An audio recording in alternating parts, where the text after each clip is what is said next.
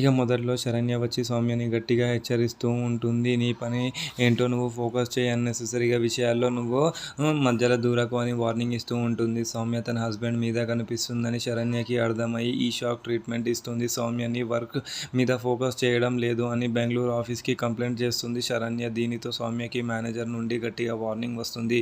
రాత్రంతా కూర్చొని work finish చేయాల్సిన పరిస్థితి కనిపిస్తుంది.